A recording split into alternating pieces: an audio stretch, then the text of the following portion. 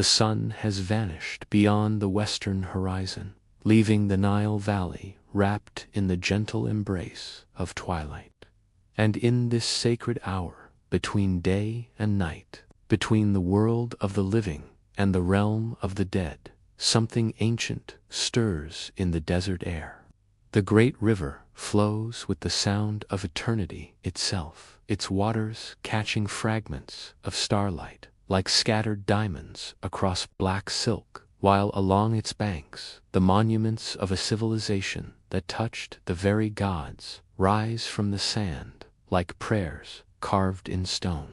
If you have found your way to this story tonight, then perhaps you too have felt the pull of mysteries that lie beyond the veil of sleep, beyond the boundaries of what we call life, drawn to understand what the ancient Egyptians knew about the journey that awaits us all. Tonight we walk together through the shadows of temples where incense once burned for gods, whose names echo still in the whispered prayers of night, where priests in linen robes tended the sacred flame that guided souls from this world to the next. Picture, if you will, the great pyramids standing sentinel against the star-drunk sky, their limestone faces catching moonlight that has traveled millions of miles to illuminate these monuments to immortality. And know that somewhere in the spaces between those massive stones, in the corridors that wind deeper than dreams, the spirit of something watchful and protective lingers still. This is the realm of Anubis, the jackal-headed god who stood guard at the threshold between life and death, whose dark fur gleamed in the temple shadows as he prepared the dead for their eternal voyage. But what did it truly mean to face death in ancient Egypt, where the promise of immortality was not merely hope but expectation, where every ritual, every prayer, every carefully wrapped mummy represented humanity's defiant answer to the void? The Egyptians looked upon death not as an ending but as a transformation, a metamorphosis as natural and necessary as the annual flooding of the Nile. And at the heart of this sacred transformation stood Anubis, patient and eternal, his hands steady as he guided souls through the darkness toward whatever light awaited beyond. Tonight, let the desert wind carry you back through 5,000 years of shifting sand and forgotten dynasties, to a time when gods walked among mortals, and the boundary between myth and reality was as thin as papyrus. When priests who wore the mask of the jackal god performed rites so sacred that their echoes still resonate in the chambers of pyramids and in the dreams of those who seek to understand what lies beyond our final breath, the jackal god emerges from the mists of prehistory like a figure stepping from a dream, his origins lost in the deep time before written history. When the first humans to walk the Nile Valley looked upon the desert scavengers who prowled the edges of their settlements and saw something more than mere animals.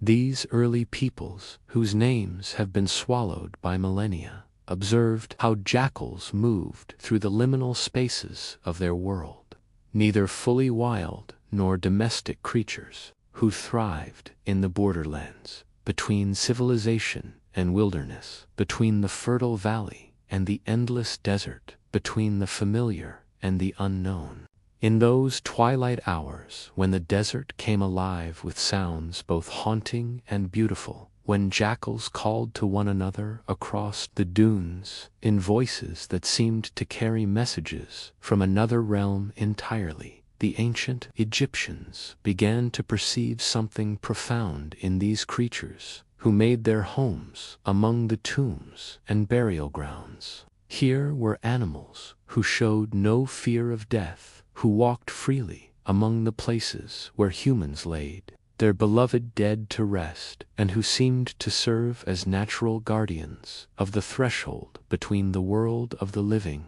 and whatever lay beyond. The earliest mentions of Anubis appear in texts so ancient that they predate the great dynasty's inscriptions carved into stones. When the art of writing itself was still young and sacred, reserved for the most important communications with the divine realm, these primitive hieroglyphs speak of a god whose power extended over the dead long before Osiris claimed dominion over the underworld, a deity whose authority in matters of death and burial was absolute and unquestioned. But why the jackal, when the Egyptians might have chosen any number of animals to represent their god of the dead? The answer lies in the careful observation of a people who lived in intimate connection with the natural world, who understood that every creature served a purpose in the great design of creation. Jackals were scavengers, yes, but they were also protectors of the desert places where the dead were laid to rest, their presence serving as a deterrent to other predators who might disturb the peace of the burial grounds. More than this, the jackal possessed qualities that resonated deeply with Egyptian understanding of death and rebirth. Their fur was black, the color that Egyptians associated not with evil or corruption, but with fertility and regeneration, the rich black soil left behind by the Nile's annual flood that brought life to the land. In the Egyptian mind, black was the color of new beginnings,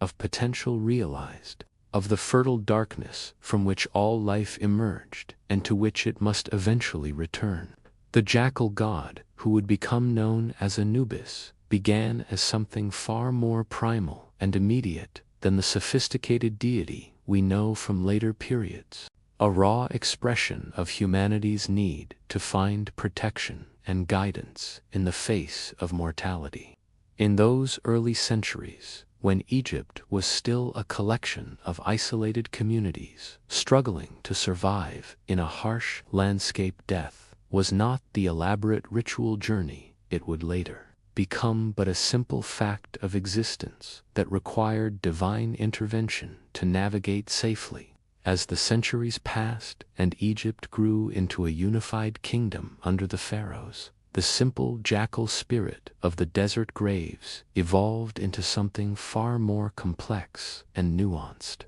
A god whose responsibilities extended far beyond mere protection of burial sites. Anubis became the divine embalmer, the one who taught humans the sacred arts of preservation that would allow the body to serve as a vessel for the soul's journey through the afterlife. And his worship spread throughout Egypt as the practices of mummification became central to Egyptian religious life. The temples dedicated to Anubis rose from the desert sands like monuments to humanity's determination to overcome death through ritual and devotion. Their inner chambers filled with the tools and materials of mummification, their walls decorated with scenes of the jackal god at work, his hands gentle and sure as he prepared the dead for their eternal voyage. These were places where fear and reverence merged into something approaching love, where families brought their deceased knowing that Anubis would guard them through every stage of their transformation from mortal remains to immortal spirit. In the deepest desert places where the ancient Egyptians chose to lay their dead, far from the life-giving waters of the Nile, Anubis reigned supreme over a realm that existed outside the normal bounds of time and space. These were the sacred necropolises, cities of the dead that stretched across the western desert like vast kingdoms of silence. Their streets marked by tomb entrances and their districts defined by the wealth and status of those who rested within. Here, in these places where the living came only to bury their dead and to make offerings to ensure safe passage to the afterlife, Anubis was not merely a god to be worshipped, but a presence to be felt, a guardian whose watchful eyes saw everything that transpired in his domain. The priests who served in these desert temples wore masks fashioned in the likeness of the jackal god, their human features hidden behind representations of divine authority as they performed the sacred rites that would prepare the dead for their journey beyond the veil. The tomb builders who carved chambers deep into the bedrock of these desert highlands worked under the protection of Anubis, their hammers and chisels creating spaces that would serve as waystations on the path to immortality. Every surface they carved, every wall they decorated with scenes from the Book of the Dead. Every carefully positioned canopic jar and piece of grave goods was placed according to rituals that had been blessed by the jackal god, ensuring that those who rested within would find their way safely to the afterlife. But Anubis was more than just a protector of tombs and burial grounds. He was the keeper of the sacred knowledge that allowed human beings to transcend death itself through the mystery of mummification. This was knowledge that had been revealed to human priests in dreams and visions, techniques so precise and powerful that they could preserve not just the physical form, but the spiritual essence of the deceased, creating a permanent dwelling place for the soul in its journey through eternity. The families who brought their loved ones to the temples of Anubis came not just seeking burial, but transformation, knowing that through the intervention of the jackal god, death could become not an ending but a beginning, the first step on a journey that would lead through trials and tribulations to ultimate reunion with the divine. These were people who understood that the grave was not a final destination but a doorway, and that Anubis held the key that would unlock that door for those who approached him with proper reverence and preparation. In the sacred chambers where the priests of Anubis worked their transformative magic, death itself was reimagined as a process of becoming rather than ceasing, a carefully orchestrated ritual that required divine guidance at every step.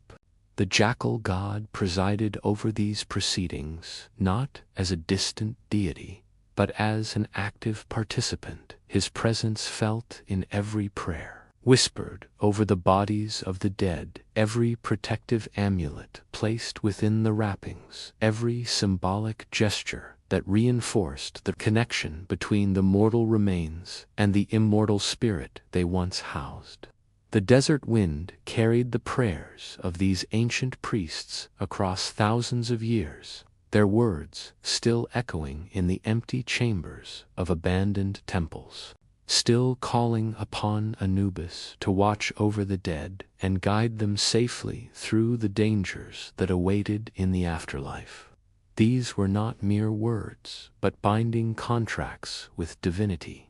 Promises that in exchange for proper ritual observance and genuine devotion, the jackal god would extend his protection over those who had passed beyond the boundaries of earthly existence. As twilight deepens into true darkness and the stars emerge in all their ancient glory above the desert places where Anubis once walked among mortals, we come to understand that the great temples and elaborate burial procedures of ancient Egypt were not expressions of death obsession, but celebrations of life's continuation, manifestations of a faith so profound that it could transform the ultimate human fear into the ultimate human hope. The jackal god who presided over these transformations was not a deity of endings but of beginnings, not a harbinger of doom, but a guide toward redemption. The sacred art of mummification began not with tools and techniques, but with prayers, invocations to Anubis that transformed a simple preservation process into a spiritual journey of profound meaning and power.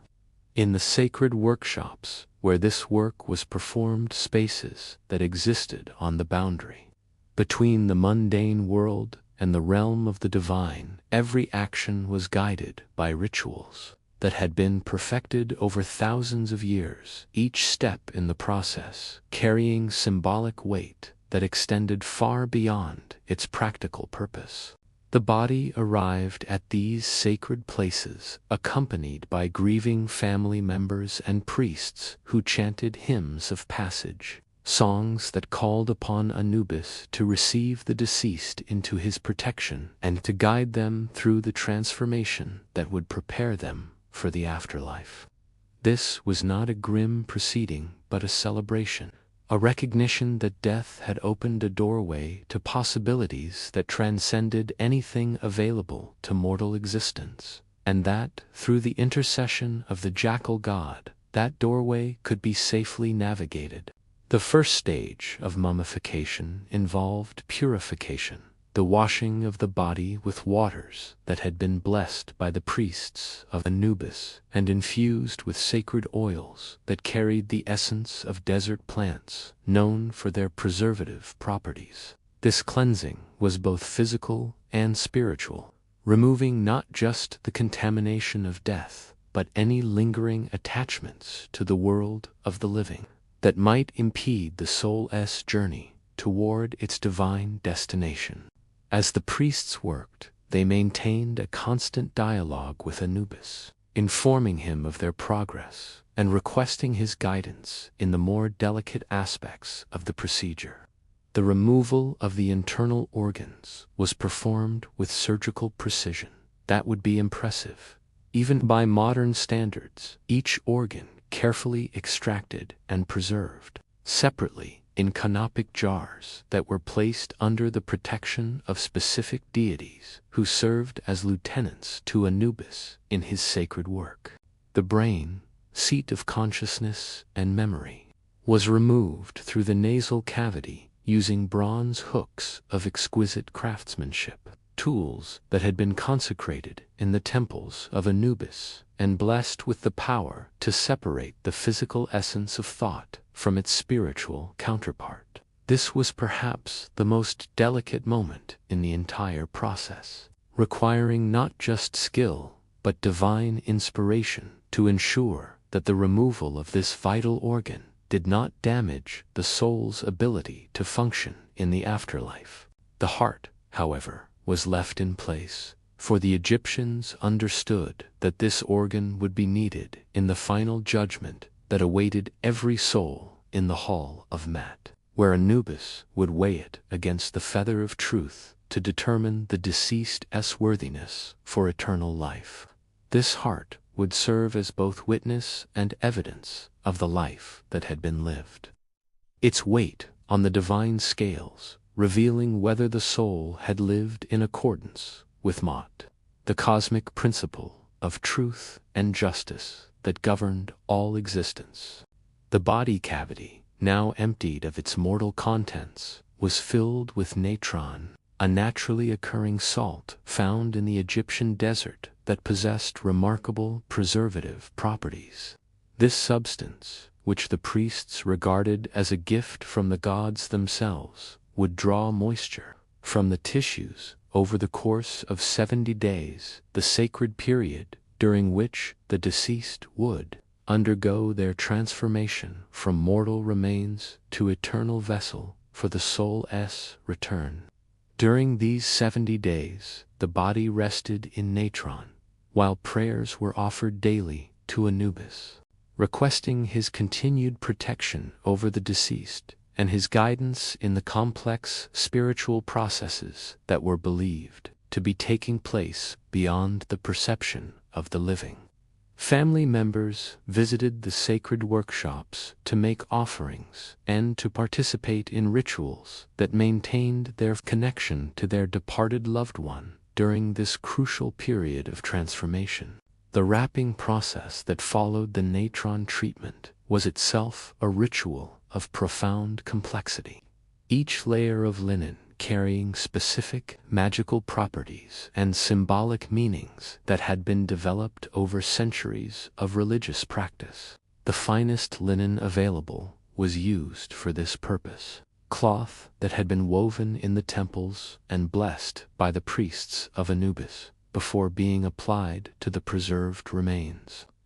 Between the layers of wrapping, the priests placed hundreds of protective amulets, each one carefully chosen for its specific protective properties and positioned according to ancient formulas that ensured comprehensive coverage against the dangers that might threaten the soul during its journey through the underworld. These amulets were not mere decorations, but functional spiritual technology, devices that had been empowered through ritual and blessed by Anubis to serve as armor against the malevolent forces that sought to prevent souls from reaching their divine destination. The final stage of mummification involved the application of the burial mask, often made of gold for royalty or painted cartonnage for common people, but always crafted to represent the idealized appearance of the deceased as they would appear in the afterlife.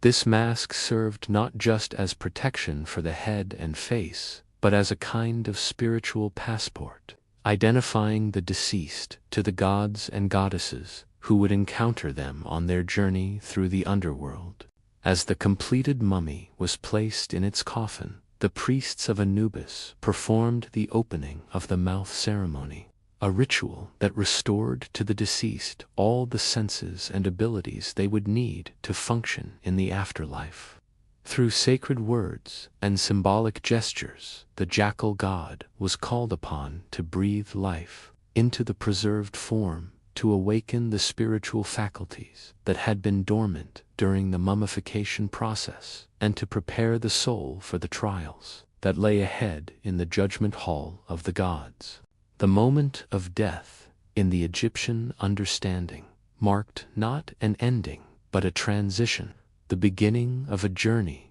that would lead the soul through a series of trials and challenges before arriving at the ultimate test that would determine its eternal fate. This test took place in the Hall of Mat, also known as the Hall of Two Truths, a cosmic courtroom where the deeds of a lifetime were weighed against the fundamental principles of justice and truth that governed the universe itself. Anubis served as the divine psychopomp in this ultimate trial, the guide who led souls from the realm of the recently deceased into the presence of the gods who would judge their worthiness for eternal life. His role in this cosmic drama was both ceremonial and practical, for he alone possessed the knowledge and authority necessary to operate the great scales upon which the fate of every soul would be determined.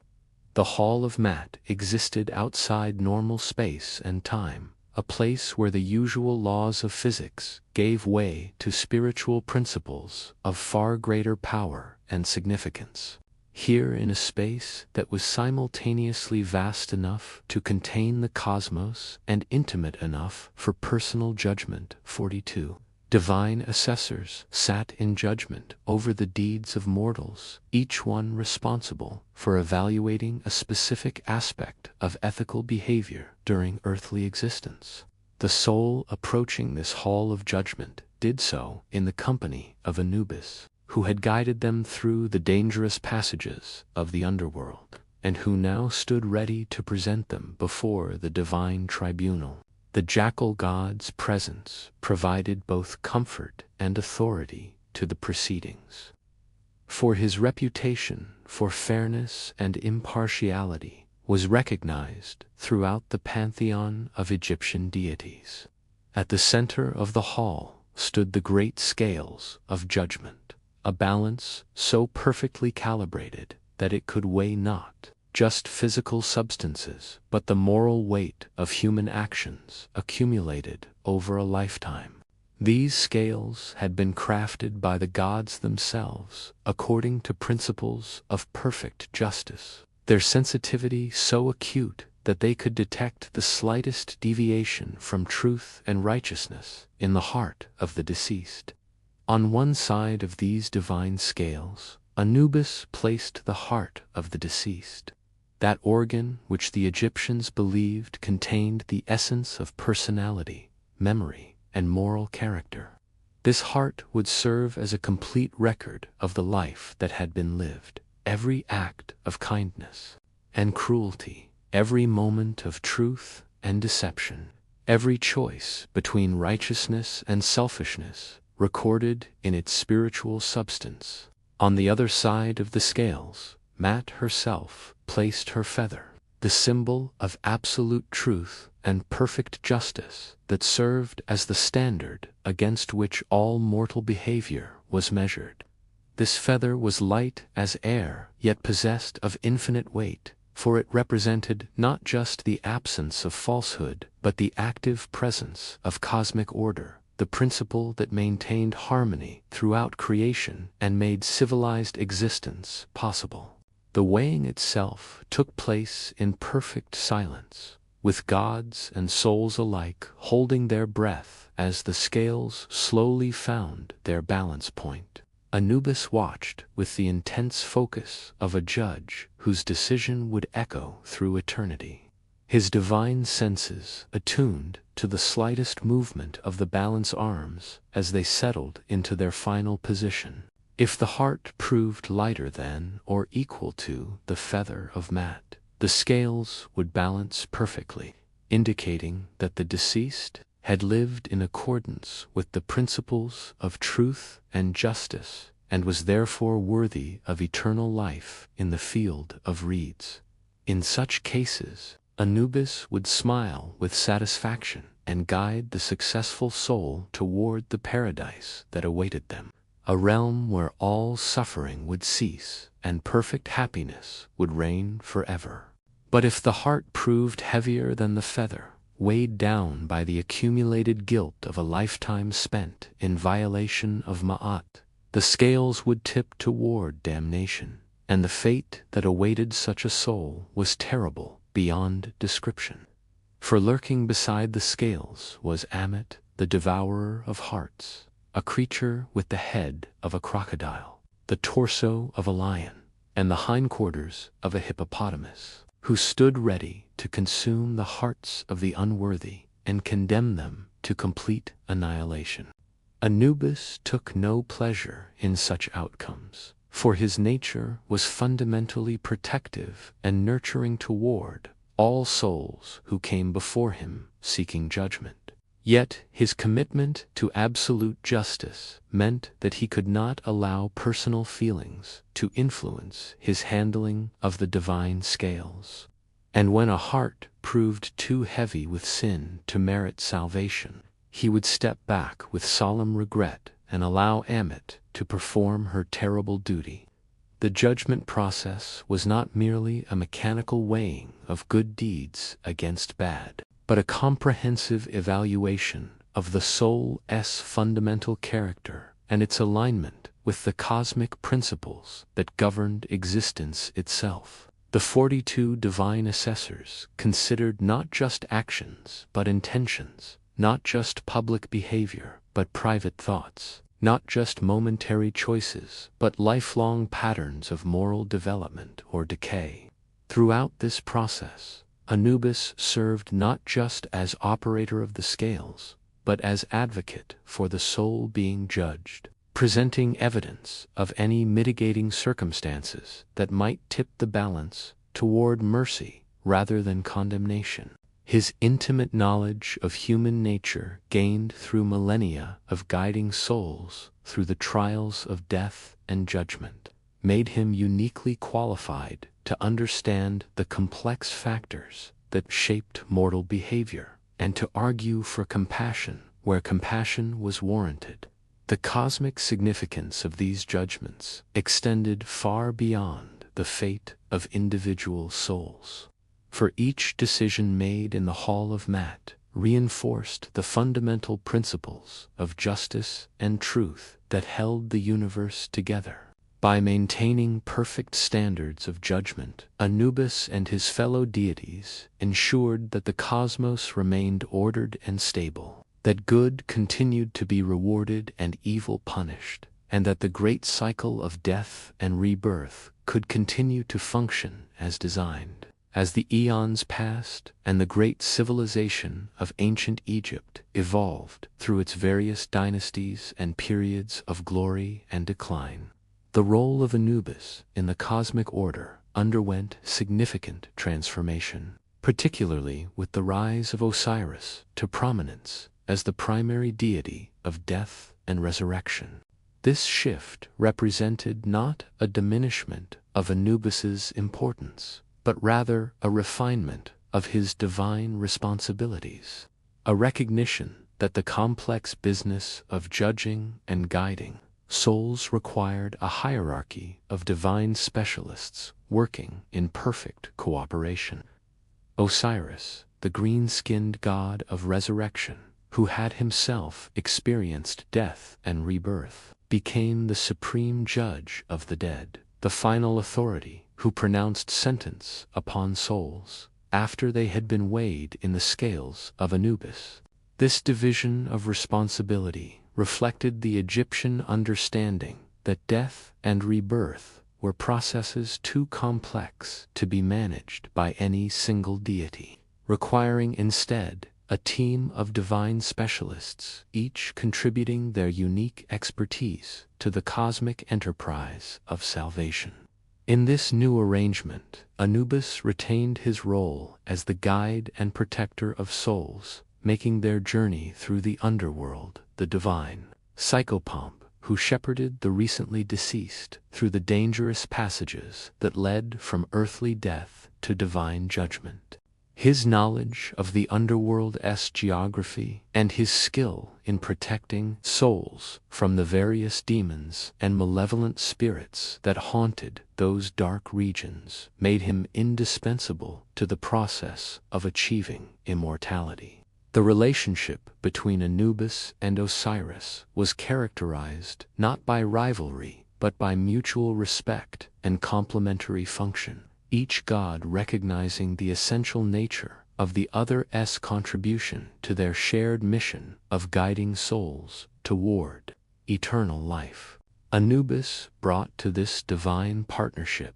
his ancient authority over mummification and his unmatched skill as a judge of character, while Osiris contributed his personal experience of death and resurrection and his deep understanding of the transformative power of suffering overcome through divine grace. This evolution in divine hierarchy reflected broader changes in Egyptian religious thought, particularly a growing emphasis on the possibility of resurrection and renewed life rather than mere preservation of the status quo in death. The rise of Osiris represented a shift from the static conception of afterlife as eternal rest to a dynamic understanding of post-mortem existence as continued growth and development in union with the divine. Anubis adapted to these changes with characteristic grace and wisdom, embracing his new role as lieutenant to Osiris while continuing to exercise his traditional functions as embalmer of the dead and operator of the scales of judgment. His flexibility in adjusting to changing theological circumstances demonstrated the fundamental strength of his divine nature, and his deep commitment to serving the needs of mortal souls, regardless of the specific form that service might take. The temples dedicated to Anubis during this period reflected this theological evolution, with many sanctuaries incorporating shrines to Osiris alongside the traditional jackal-headed statues and mummification chambers. These religious complexes became centers of innovation in funerary practice, places where priests experimented with new techniques of preservation and developed more sophisticated rituals for guiding souls through the increasingly complex geography of the afterlife. The priesthood of Anubis during the Middle and New Kingdoms represented some of the most learned and skilled religious professionals in ancient Egypt, men who combined practical expertise in mummification with deep theological knowledge and genuine spiritual insight. These priests served not only as technicians of preservation, but as counselors to the grieving, spiritual guides who helped families understand the cosmic significance of death and the hope of resurrection that awaited their departed loved ones. The training required to become a priest of Anubis was extensive and demanding, involving years of study in the sacred texts, practical apprenticeship in the arts of mummification, and spiritual preparation through meditation and ritual purification. Only those who demonstrated both technical competence and genuine devotion to the jackal god were permitted to wear the ritual mask that identified them as his representatives on earth. These priests understood themselves to be instruments of divine will, channels through which the protective power of Anubis could reach into the world of the living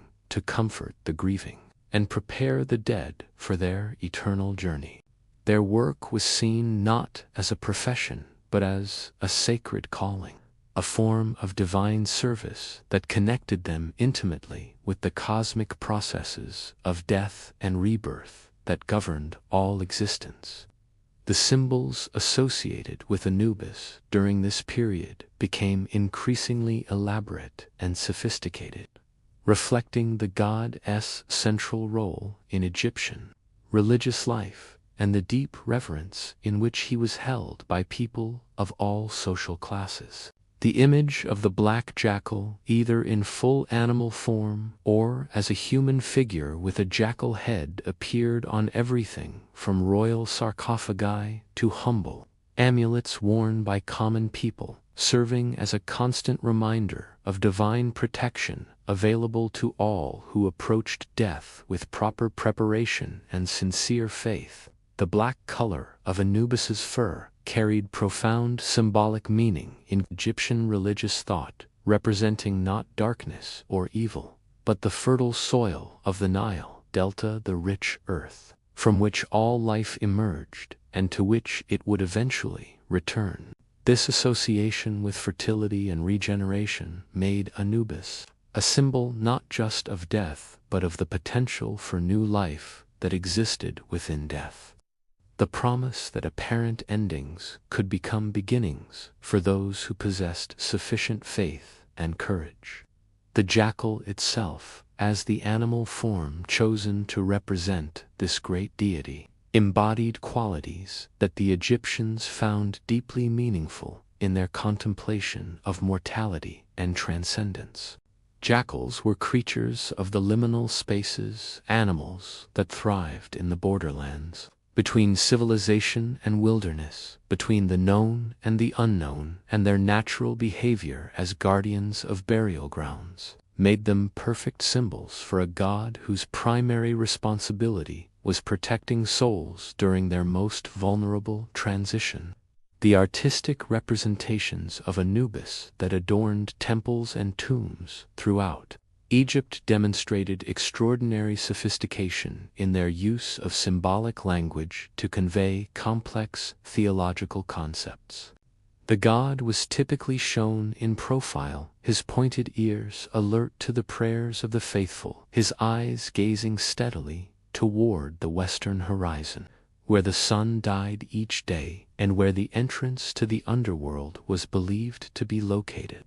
In many depictions, Anubis was shown performing the sacred rites of mummification, his hands gentle yet sure as he wrapped the deceased in linen bandages or placed protective amulets within the layers of preservative material. These images served both as artistic representations and as instructional guides for priests learning the proper techniques of embalming, ensuring that the ancient wisdom of preservation would be passed down accurately through the generations. The temple complexes dedicated to Anubis served as more than places of worship, functioning as comprehensive centers for death-related services that included not only mummification workshops but also schools for training priests. libraries containing the sacred texts necessary for proper funeral rites, and counseling centers where the grieving could receive spiritual guidance and comfort.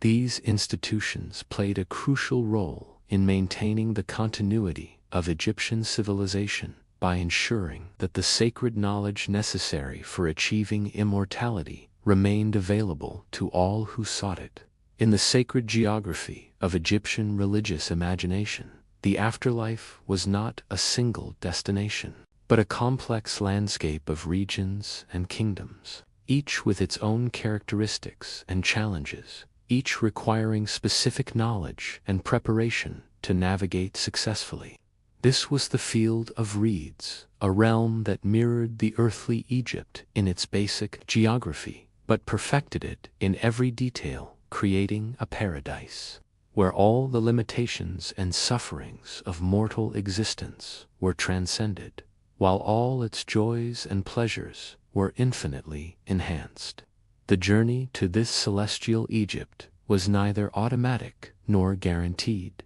requiring instead careful preparation during earthly life and skilled guidance after death to navigate the numerous dangers and obstacles that threatened souls making their way toward eternal bliss. Anubis served as the primary guide for this cosmic journey, his intimate knowledge of the underworld's geography and his relationships with the various deities and spirits who inhabited those realms, making him indispensable to anyone hoping to achieve immortality. The field of reeds itself was described in Egyptian religious texts as a place of perfect agricultural abundance, where the grain grew taller than anywhere on earth and the harvest never failed, where the Nile flowed with crystal clear water that never flooded destructively, nor ever ran low, where the climate was perpetually perfect and the landscape eternally beautiful.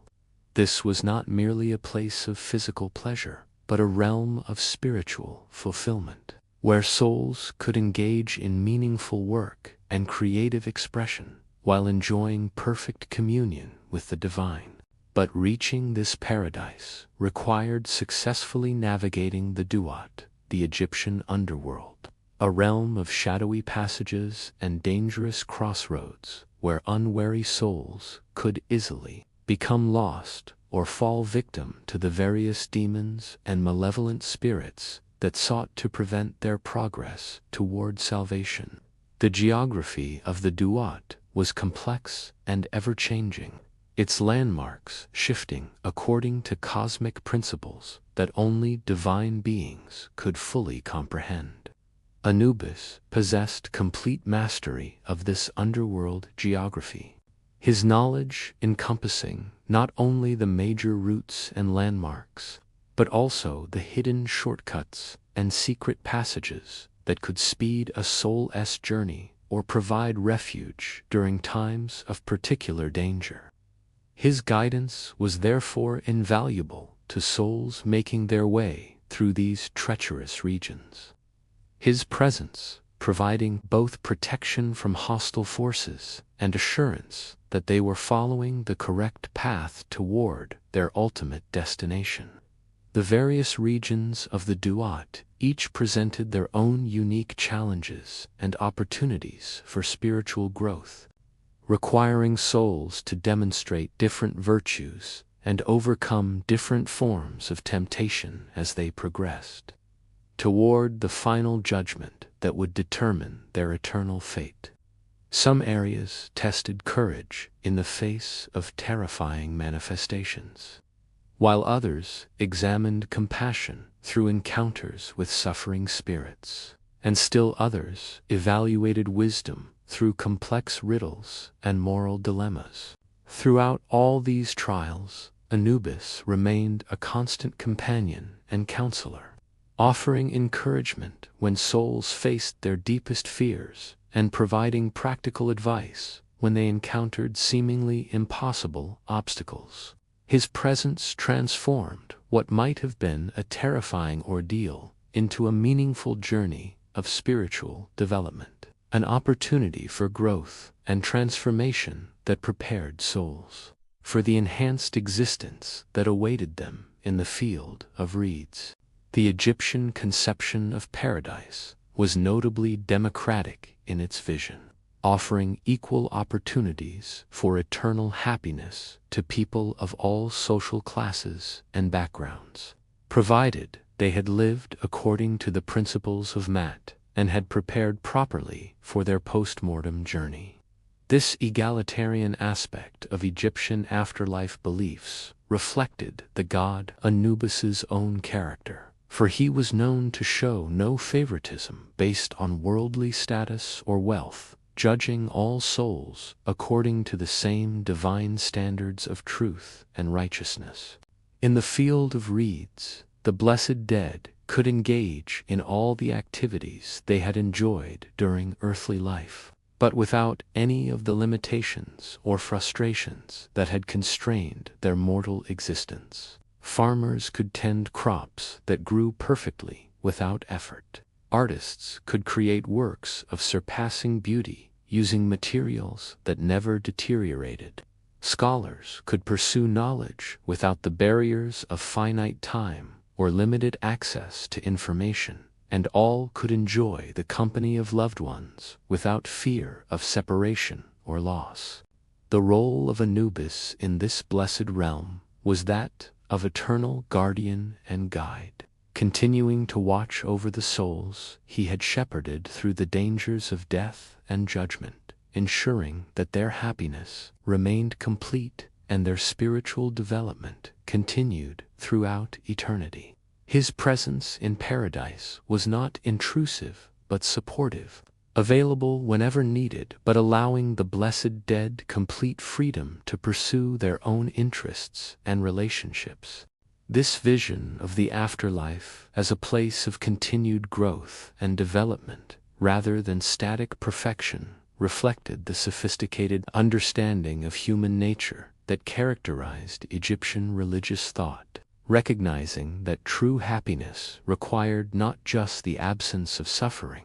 but the presence of meaningful challenge and the opportunity for creative expression. The transition from the world of mythological abstraction to the realm of lived religious experience reveals how deeply the worship of Anubis penetrated every level of Egyptian society, from the royal court with its elaborate state ceremonies to humble village shrines, where common people sought the jackal god-esque protection for their deceased family members. This was not merely intellectual belief, but practical faith, expressed through daily rituals and seasonal observances that connected the living with their departed loved ones and with the divine forces that governed the cosmic order. In the great temple complexes of Memphis and Saqqara, priests maintained perpetual vigils before statues of Anubis, ensuring that the sacred flames burned continuously and that prayers were offered at the prescribed times throughout the day and night. These temples served as focal points for Egyptian death-related worship,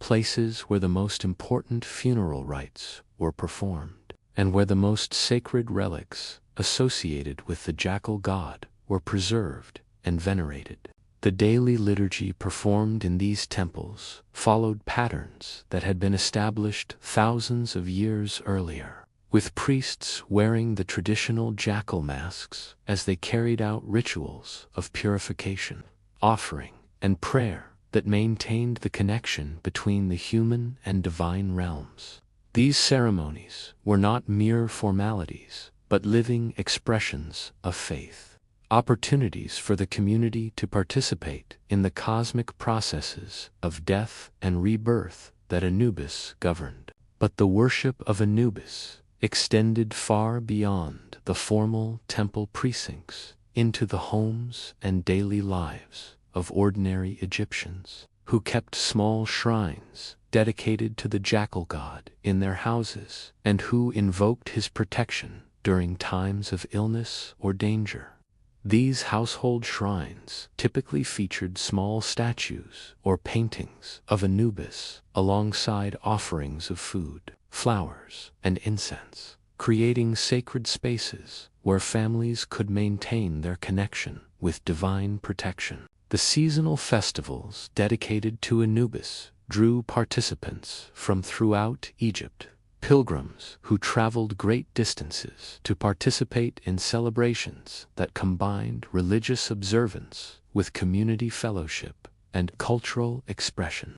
These festivals typically included processions featuring priests wearing elaborate jackal masks, dramatic presentations of myths associated with Anubis, and communal meals where the living and the dead were believed to feast together in spiritual unity. During funeral ceremonies, the presence of Anubis was invoked through elaborate rituals that transformed ordinary burial procedures into sacred dramas of cosmic significance. Priests wearing jackal masks performed the role of the god himself, guiding the deceased through the various stages of preparation for their journey to the afterlife, while providing comfort and reassurance to grieving family members.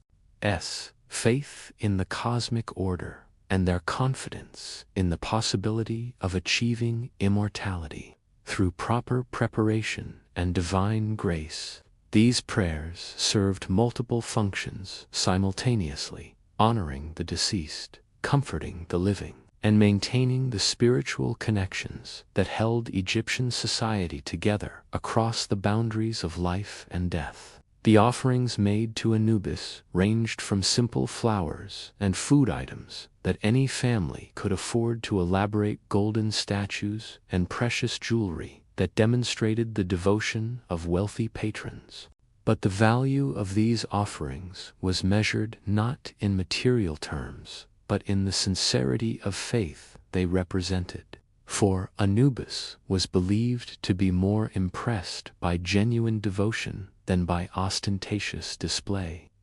The priests who served Anubis in this more intimate pastoral role were often deeply beloved figures in their communities. Men who combined theological expertise with genuine compassion for human suffering, and who were skilled in providing both practical assistance and spiritual comfort to families dealing with loss and grief. These priests often served multiple functions in their communities, acting not only as religious officials but as counselors, teachers, and preservers of cultural tradition. The training of these priests involved not only study of the sacred texts and mastery of ritual procedures, but also development of the personal qualities necessary for effective ministry to grieving people. This included cultivation of patience, compassion, wisdom, and the ability to maintain hope and faith, even in the face of profound loss and suffering.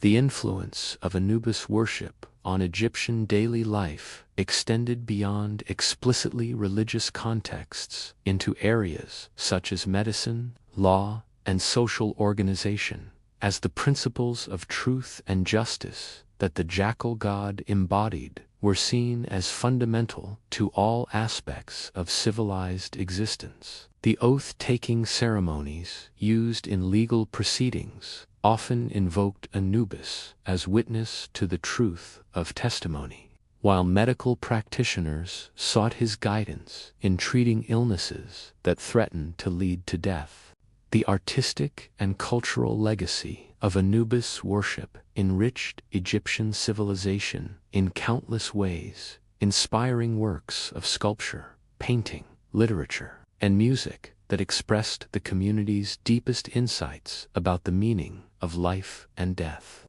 These artistic works served not only as expressions of personal faith, but as educational tools that, as the great civilization of ancient Egypt gradually faded into history, absorbed by successive waves of foreign conquest and cultural transformation, the figure of Anubis continued to fascinate and inspire people far beyond the borders of the Nile Valley. his image and symbolism spreading throughout the Mediterranean world and beyond as his worship adapted to new cultural contexts and theological frameworks. The Greeks, who had long-standing cultural and commercial connections with Egypt, were among the first foreign peoples to encounter Anubis worship directly, and they quickly recognized in the jackal god qualities that resonated with their own religious sensibilities.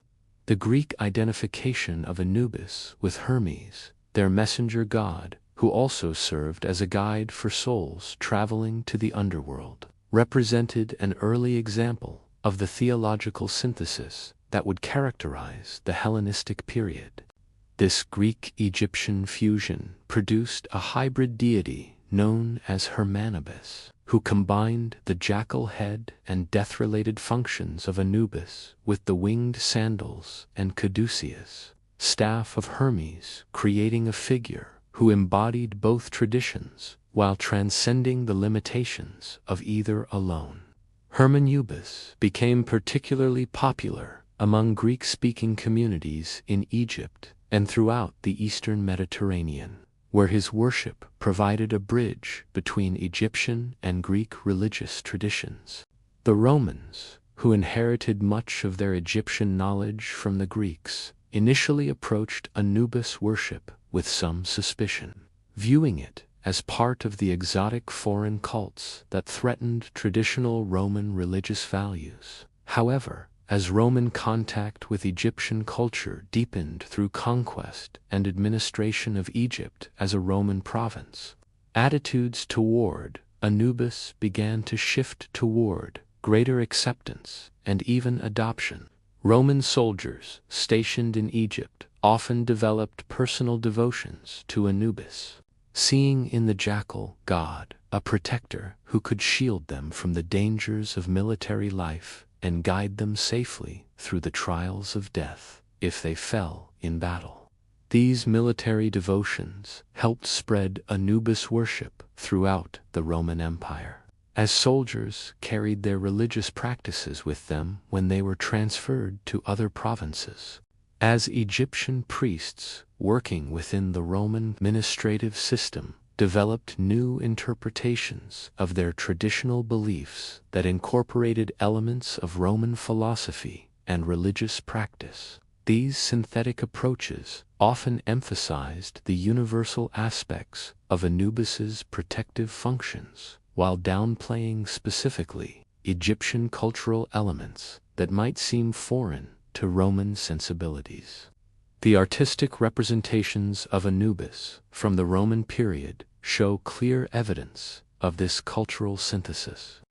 with the traditional jackal-headed figure often appearing in Roman-style clothing and settings, while retaining his essential identity as a guide and protector of souls. These images reflect the remarkable adaptability of Anubis worship and its ability to maintain its essential character while accommodating itself to new cultural contexts. The spread of Christianity throughout the Roman Empire during the 4th and 5th centuries CE presented new challenges and opportunities for Anubis worship, as Christian theology offered alternative explanations for death and afterlife that competed directly with traditional Egyptian beliefs. Some Christian communities in Egypt developed syncretistic approaches that incorporated elements of Anubis worship into Christian practice, while others rejected Egyptian religious traditions entirely. The medieval period saw a gradual decline in active Anubis worship as Christianity became the dominant religion throughout the former territories of the Roman Empire. But the jackal god's influence persisted in more subtle forms, appearing in Christian art and literature as a symbol of divine protection and guidance. Medieval scholars and mystics were particularly fascinated by Egyptian religious symbolism, which they interpreted through the lens of Christian theology and Neoplatonic philosophy. The Renaissance revival of interest in classical antiquity led to renewed scholarly attention to Egyptian religion, and particularly to figures like Anubis, who embodied universal themes of death, judgment, and transcendence that resonated with humanist intellectual concerns. Renaissance artists and writers drew inspiration from Egyptian religious imagery, creating works that reinterpreted ancient symbols for contemporary audiences, while maintaining respect for their original spiritual significance. The modern rediscovery of ancient Egypt through archaeological excavation and scholarly research has revealed the full complexity and sophistication of Anubis worship, demonstrating that what earlier generations had dismissed as primitive superstition was actually a highly developed theological system with profound insights into human nature and cosmic order that remain relevant to contemporary spiritual seekers. As we return in imagination to that timeless desert night where our journey began standing once again beneath the star-drunk sky that has witnessed the rise and fall of countless civilizations, we can feel the presence of something eternal that transcends the boundaries of historical time and cultural difference. Something that speaks to the deepest longings of the human heart for protection, guidance, and hope in the face of mortality's ultimate mystery. The pyramids that rise around us in the darkness stand not merely as monuments to the dead, but as testimonies to the living faith of people who refused to accept death as the final word in human existence, who built these massive structures as launching pads for souls, seeking to achieve immortality through union with the divine. Every stone in these monuments was placed according to principles that honored Anubis and the other gods who governed the transition from earthly life to eternal existence. The modern world, with all its technological marvels and scientific achievements, has not eliminated the fundamental human need for divine guidance and protection in the face of death. And perhaps this is why the figure of Anubis continues to capture contemporary imagination despite the vast cultural distance that separates us from ancient Egypt. In an age when traditional religious institutions struggle to address the spiritual needs of increasingly diverse populations, the ancient wisdom embodied by the jackal god offers insights that transcend denominational boundaries and cultural limitations. The journey we have taken together through the mythology and worship of Anubis reveals not only the remarkable sophistication of ancient Egyptian religious thought, but also the enduring relevance of universal human concerns about death, judgment, and the possibility of transcendence that motivated that thought. The questions that drove ancient Egyptians to develop their elaborate religious systems are the same questions that continue to challenge and inspire human beings today, and the answers they developed retain their power to comfort and guide those who approach them with open minds and hearts. The figure of Anubis, standing eternally at the threshold between life and death, serves as a reminder that human beings have always possessed the capacity to transform their deepest fears into sources of hope and strength through faith, ritual, and community support. The jackal god's patient presence in the face of mortality's mystery offers a model of divine compassion that transcends cultural boundaries and historical periods, speaking to something universal in human nature that craves protection and guidance during life's most challenging transitions. As the desert wind carries the whispered prayers of ancient priests across the millennia to reach our contemporary ears, we are reminded that the spiritual insights of our ancestors remain available to us if we possess the wisdom to recognize their value and the courage to apply their teachings to our own lives and circumstances. The legacy of Anubis worship is not merely historical curiosity, but living wisdom that can enrich our understanding of life's meaning and death's mystery.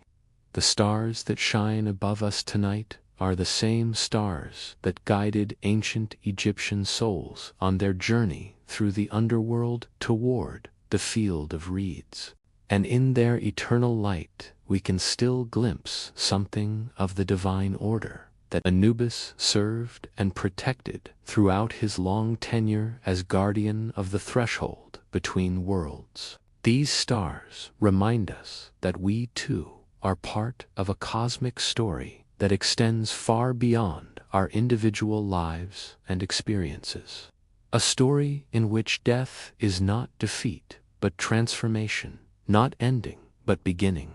In this sacred darkness, where myth and reality converge, where the boundaries between past and present dissolve like morning mist before the rising sun, we come to understand that the ancient Egyptians' quest for immortality was not escapism, but the deepest form of realism, a recognition that human consciousness possesses qualities that transcend the limitations of physical existence, and that death, properly understood and courageously faced, can become the gateway to forms of existence more wonderful than anything available to mortal life. The jackal god, who has guided us through this nocturnal journey, stands ready to accompany anyone who seeks to explore the deeper mysteries of existence, offering his ancient wisdom and eternal protection to all who approach him with sincere hearts and open minds. His presence in human consciousness serves as a bridge between the known and the unknown, between the familiar world of everyday experience and the vast realms of possibility that await beyond the veil of mortality. As dawn approaches and the first light of a new day begins to illuminate the ancient monuments that surround us, we carry with us the knowledge that we have touched something timeless and universal in our exploration of Anubis. Worship something that connects us not only with the vanished civilization of ancient Egypt, but with all human beings who have ever wondered about the meaning of life and the mystery of death. In that connection, we find both comfort and challenge, both peace and purpose, as we continue our own journey through the landscape of existence toward whatever destiny awaits us beyond the horizon of mortality.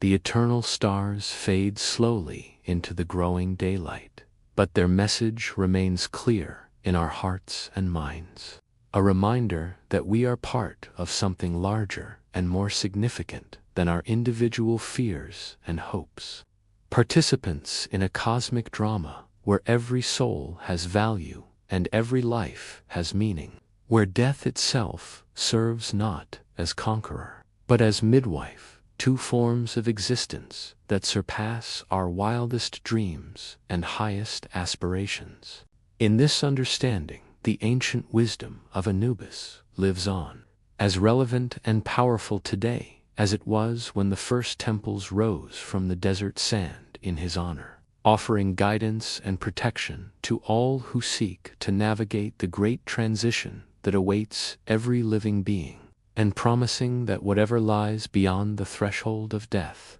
we need not face it alone, for the jackal god watches still from his eternal vigil, ready to guide us safely home to the divine source from which we came and to which we shall return when our earthly journey is complete.